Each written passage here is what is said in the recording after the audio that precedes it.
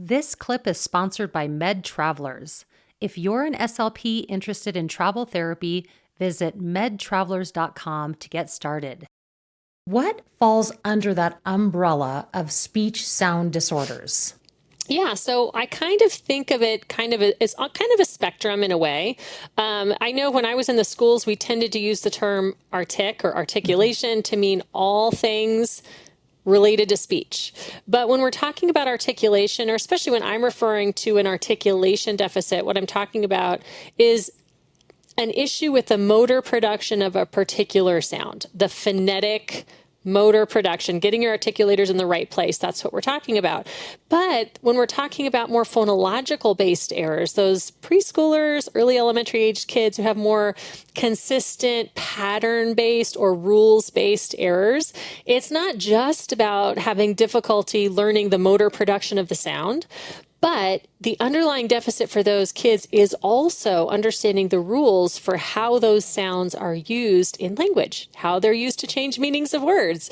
And so that's why I get lots of DMs on Instagram. I try to answer them all. I don't always get to them.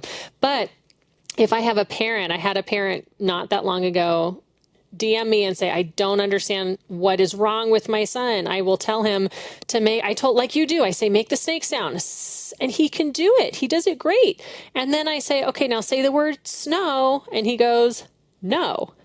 Because it's not about articulation. It's not that he doesn't have the ability to produce the S sound. It's that he doesn't understand the rule that in order to change the word no to snow, it has to have an S at the beginning.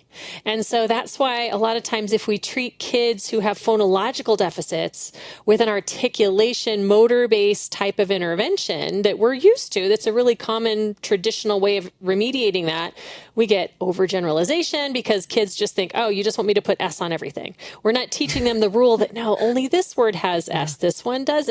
And so there are specific interventions that address that.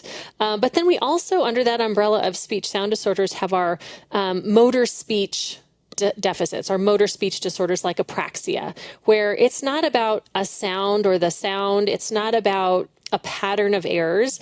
It's a movement-based deficit where it's a difficulty with motor planning, motor programming, where kids have difficulty producing intelligible, consistent, fluid speech. And so those kids present differently and they require much different types of interventions, even as with dysarthria, where it's not motor planning, but it's motor weakness or motor execution deficit due to muscle weakness.